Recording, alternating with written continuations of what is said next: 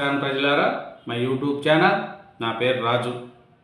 జూబ్లీహిల్స్ ఉప ఎన్నికల్లో BRS party తరఫున కేటీఆర్ గారు బిజీగా తిరుగుతున్నారు. మాగంటి సునీత గారిని ఎలా అయినా గెలిపించుకోవాలని బీఆర్ఎస్ పార్టీ ప్రజల్లో ఉనికిని కాపాడుకోవడానికి కేటీఆర్ గారు చాలా ప్రయత్నిస్తున్నారు. హరీష్ రావు గారు కానీ కేటీఆర్ గారు కానీ కాంగ్రెస్ 22 నెలల పాలనలో ఏం చేయలేదని, ఈ పార్టీ యొక్క పరిస్థితి దిగజారుతనానికి ఉంది అనేది కూడా కేటీఆర్ గారు చెప్తున్నారు. కేటీఆర్ గారు ఇంకా ఏం మాట్లాడుతున్నారు అనేది ఒకసారి మనం విన్నాం. ఇన్ని తర్వాత మీ కామెంట్స్ కూడా పెట్టండి, పర్వాలేదు.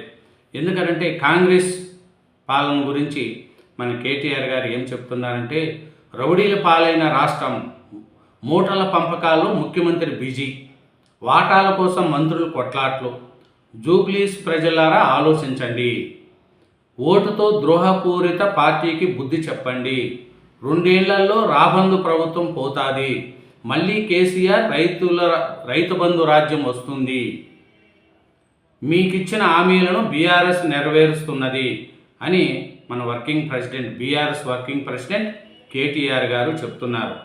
ఇంకా ఏం చెప్తున్నారంటే, మహాలక్ష్మి కావాలంటే కాంగ్రెస్ను ఓడించాలి, రేవంత్ రెడ్డి 1,00,000 ఇండ్లు కూలగొట్టిండు అని హరీష్ రావు గారు కూడా చెప్తున్నారు.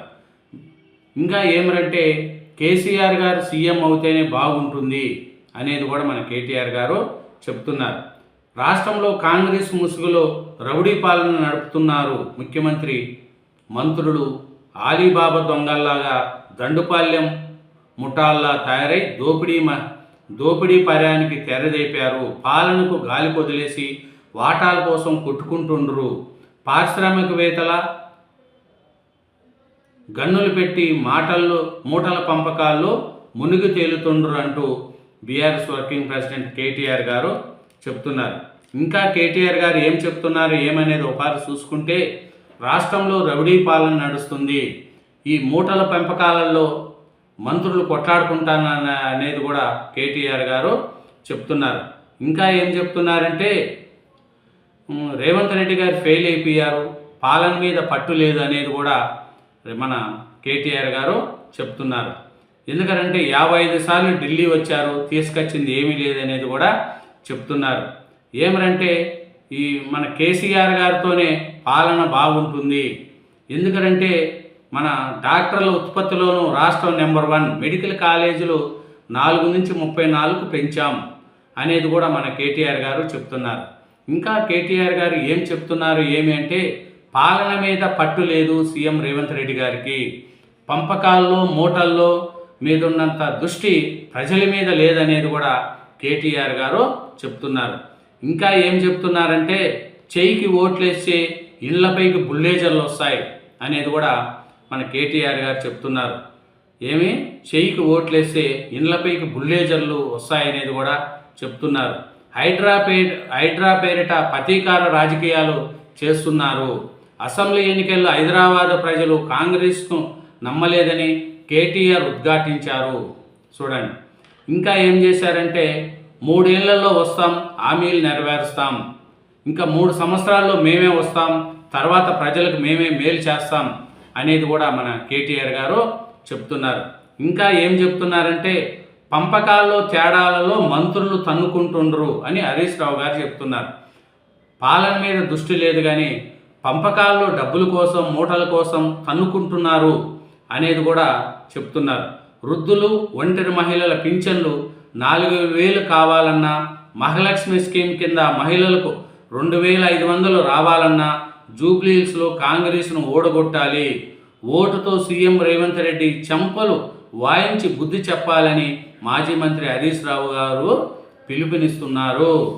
ఇంకా ఏం చెప్తున్నారు అంటే, కేసీఆర్ పాలనలో పేదలకు న్యాయం జరిగింది, కేసీఆర్ 10 ఏళ్ల పాలనలో పేదలకు న్యాయం జరిగిందని హరీష్ రావు గారు చెప్తున్నారు.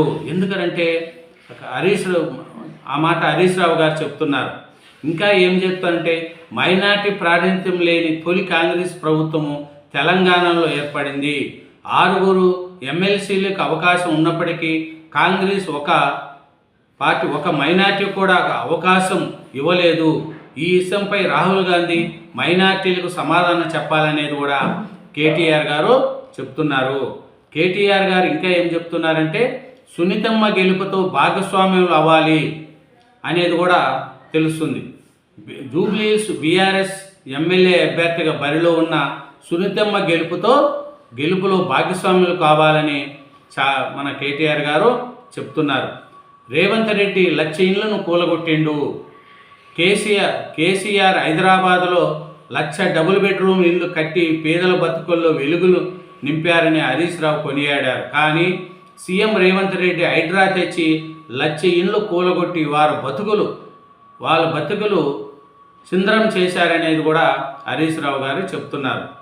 ఇంకా ఏం చెప్తున్నారంటే తరలి వచ్చిన వడ్డెర బిడ్డలకు అభినందనలు అని పల్లా రాజేశ్వరరెడ్డి గారు చెప్తున్నారు. కేసీఆర్ వచ్చిన తర్వాత వడ్డర్లకు గుర్తింపు అనేది కూడా వస్తుందని చెప్తున్నారు. జూబ్లీహిల్స్లో సునీతమ్మ గెలుపు ఖాయం అనేది కూడా వీళ్ళు చెప్తున్నారండి. కేటీఆర్ గారు ఒకటే చెప్తున్నారు, బీఆర్ఎస్ గెలిస్తేనే మీకు అన్నీ వస్తాయి. కేసీఆర్ గారు సీఎం అయిన తర్వాత కాంగ్రెస్ చేయలేని పథకాలని మేము చేస్తాం అనేది కూడా చెప్తున్నారు. ఎందుకంటే ఈ రౌడీలు పాలనైంది ఈ రాష్ట్రము, కాబట్టి ఈ రాష్ట్రాన్ని మళ్ళీ మనం కాపాడుకోవాలా అనేది కూడా చేస్తున్నారు.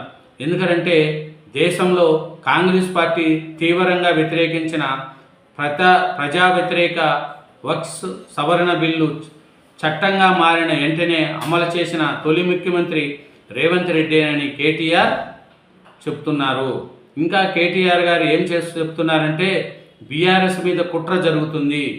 ఎందుకంటే గుర్తులతో బీఆర్ఎస్పై కుట్రలు, బీఆర్ఎస్కు నష్టం చేసేలా ఎన్నికలు చిహ్నాలు కారును పోలిన చపాతీ రోలర్ కెమెరా షేప్ గుర్తులు వాటిని తొలగించాలని గతంలోనే ఈసీకి ఫిర్యాదు చేసిన బీఆర్ఎస్ ఫిర్యాదును పరిగణలోకి తీసుకోవాలని ఈసీ అధికారులు పార్టీకి లబ్ధి చేకూర్చాలన్నది ఆరోపణలు. బీఆర్ఎస్ను ఓడించాలనేది గుర్తులు కూడా కారుకు సంబంధించిన గుర్తులు కూడా ఇస్తున్నారనేది కూడా మన కేటీఆర్ గారు చెప్తున్నారు.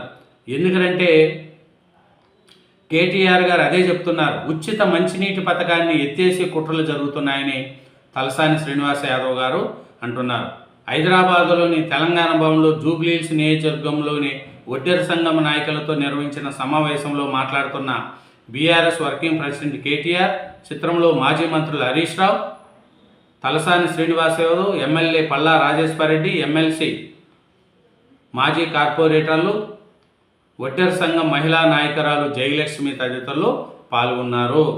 ఎట్లయినా సరే మాగంటి సునీత గారిని గెలిపించుకోవాలని కేటీఆర్ గారు, హరీష్ రావు గారు, బీఆర్ఎస్ శ్రేణులు కష్టపడుతున్నారు. మరి కాంగ్రెస్ తరఫున ఏమేలు, బీజేపీ తరఫున ఏమేలు తిరుగుతున్నారు. ఇంకా పార్టీ ఇంకా చూడాలి ఎంతమంది ఏం నడుస్తుంది ఏమనేది కూడా చూద్దాం. ఇదేనండి బీఆర్ఎస్ పార్టీ తరఫున కేటీఆర్ గారి యొక్క చేస్తున్న గెలుపు కోసం అతను చేస్తున్న కృషికి ఫలితం ఇస్తుందా ఇవ్వదా అనేది ఎలక్షన్ల తర్వాత మనకు తెలుస్తుంది. Thank you very much. ఛానల్ను సబ్స్క్రైబ్ చేయండి, వీడియోను లైక్ చేయండి.